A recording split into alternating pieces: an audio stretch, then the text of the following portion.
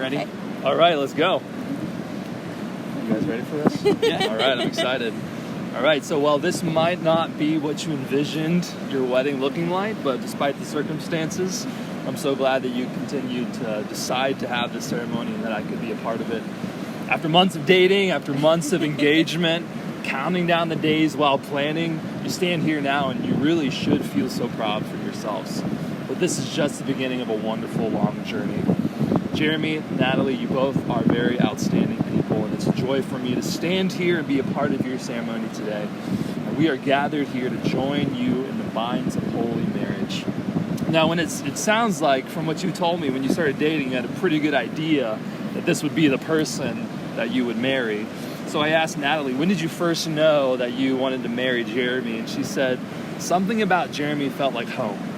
I know everyone always says when you know, you know. And that always made me mad because I didn't understand it until I met Jeremy. And now I understand. And I asked Jeremy, what was said when you talked about getting married for the very first time? And he said, without thinking, I blurted out, will you just marry me already? On one of our first dates. That's true. Her face turned red and she said, can I finish my sushi first? But what I want to emphasize to you both is the active work of God in bringing you two together today. And so let's be reminded of this one fact, that marriage did not originate in man and woman or in Hollywood, but in the heart of God. And after creating so much of this world and declaring it good, God sees man in Genesis 2, and he's all alone, and God says, this is not good. So God takes a rib from man and fashioned the woman. A scholar named Matthew Henry commented on the verse, that woman was not made out of rib out of the side of Adam, not made out of his head to rule over him, nor out of his feet to be trampled upon him, but out of his side to be equal with him, under his arm to be protected, and near his heart to be beloved. We see that God made woman as his companion and helper to make him more than he was by himself.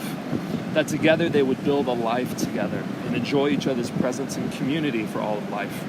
So for Jeremy, Natalie will not be the solution to all of your problems, but she will be the solution to many of them. She will make you something that you could not be without her.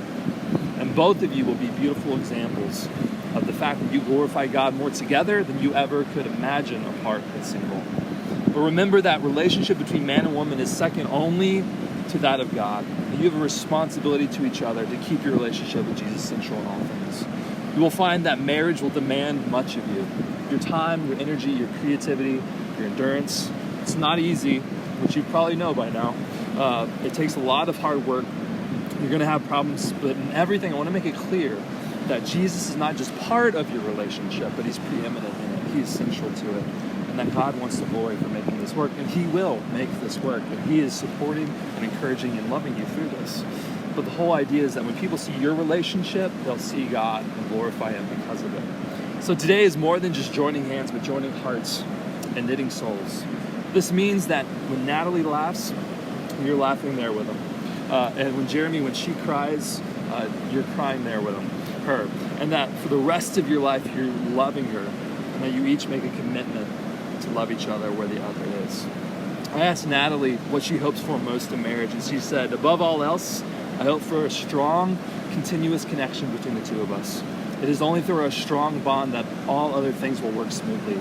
Children, good times, bad times, they will all be enhanced and more healthy if we always remind ourselves of the love that we have for each other. Jeremy's answer was similar. He said, unconditional love.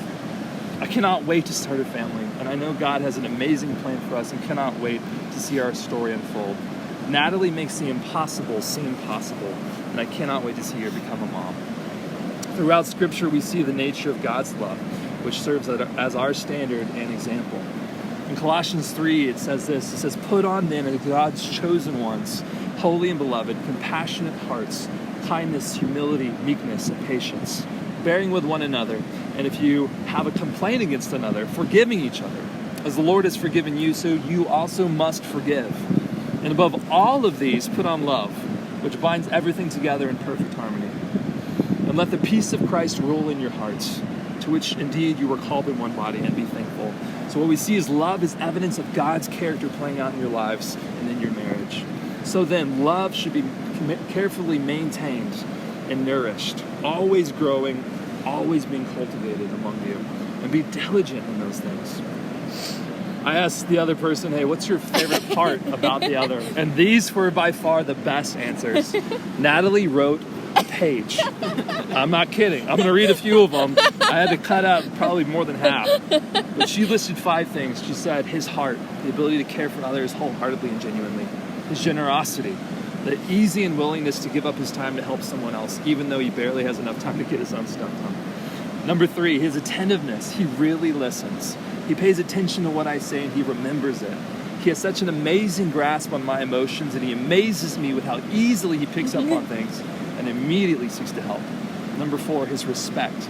He never, ever, ever, ever treats me with any less than perfect. He has shown me more respect and love than anyone ever has.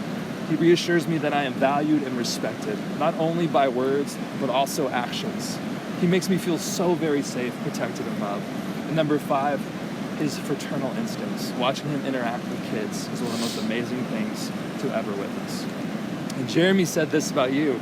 She said, Natalie is literally perfect. Oh. She's the most... I don't know about that.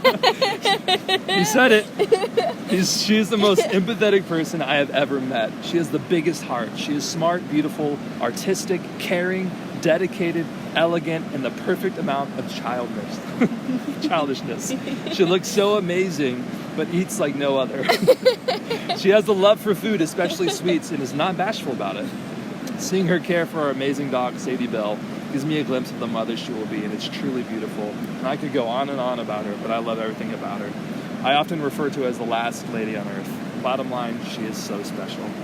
Now, many people in our world are asking, what am I getting out of marriage? Am I getting out of it what I wanted to get, what I deserve to get? But the better question that I ask you guys today is, am I giving in marriage what I need to give? Am I willing to give 100% with no expectation of getting back? With no record keeping or deciding what is fair or deserved?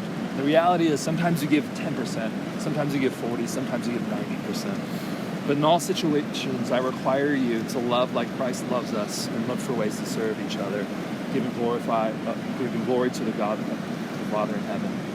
So today you are making vows to each other before man and God to love each other. So Jeremy, repeat after me. This is the fun part. I, Jeremy, take you, Natalie, to be my wife, to have and to hold, from this day forward, for better, for worse, for richer, for poorer, in sickness and in health, to love and to cherish, till death do us part, according to God's holy ordinance. I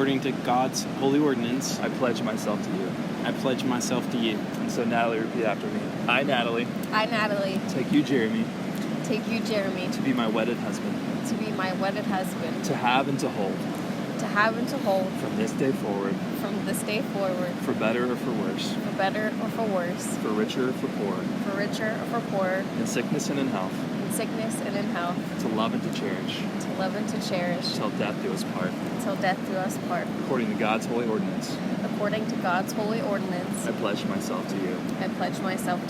That's my understanding that you might have some rings to share today. Is that correct? No. Yeah, I got it. Perfect. Wait, which one first? You will give hers first. Okay. So pull Ladies out that first. Look, I even knew which pocket it was in. one. Okay. So what I want you to do is put that on her finger and hold it there and repeat after me. Now know that rings serve as a symbol of the covenant of marriage. This precious metal represents the precious ties that bind your heart together. And the circle is without end, representing the relationship will stand forever until one of you lays the other in the arms of Jesus. So Jeremy, repeat after me. I want to first acknowledge, do you give this ring as a symbol of your love and commitment to Natalie? Yes. And Natalie, do you receive this ring as a symbol of your covenant marriage? I do. So Jeremy, repeat after me, and this is the last thing. I think. With this ring, I pledge my life to you. As your husband. May my strength be your protection. May my character be your pride. May I so love that you will find in me the haven for which your heart truly longs. I will endeavor to love you as Christ loves me. In the name of the Father, and In the name of the Father, and the Son, and the Son, and the Spirit. and the Spirit. All right, now exchange. Natalie, you can have his ring. And the pocket for us. Place it on his finger. And now, first of all, do you give this ring as a symbol of love and commitment to Jeremy? I do. And Jeremy, do you receive this ring as a symbol of your covenant? I do. All right. So Natalie, repeat after me. With this ring, With this ring, I pledge my life to you I pledge my life to you as your wife. as your wife. May my strength May my strength be your protection. be your protection. May my character May my character be your pride. be your pride, So I may love so that I may love that you will find in me and that you will find in me the haven the haven for which your heart surely longs. for which your heart surely belongs. I will endeavor to love you I will endeavor to love you as Christ loves me. as Christ loves me. In the name of the Father, In the name of the Father, and the Son, and the Son, and the Holy Spirit. and the Holy Spirit. So you can go back to holding hands. So I'm praying for you as your life begins together that you understand the seriousness of your commitment today, but also constantly remember the times that make you laugh. All the good memories, family, friends, experiences that led up to today. May you reflect always on today as the day of your wedding and understand the vows you made today that were foremost made before God. My prayer is that you never take each other's love for granted, but always experience the breathless wonder of the fact that before everyone else on earth, you have chosen each other. My prayer is that whether God is going to give you 50 years or 60 years, whatever He gives you, that you may be found hand in hand, always loving each other like you promised today, still praising God for each other. So, it is my privilege as a minister of the gospel in the state of West Virginia to pronounce you husband and wife. Singular in purpose and destiny. What God has joined together, let no man tear apart. So Jeremy, you've kissed Natalie as your girlfriend here, and you can kiss her as your wife.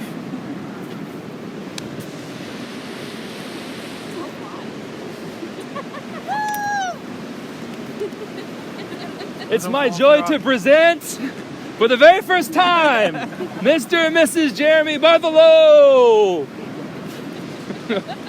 Thanks, everybody. And now the music. Yeah, oh, we do have heights. That's so.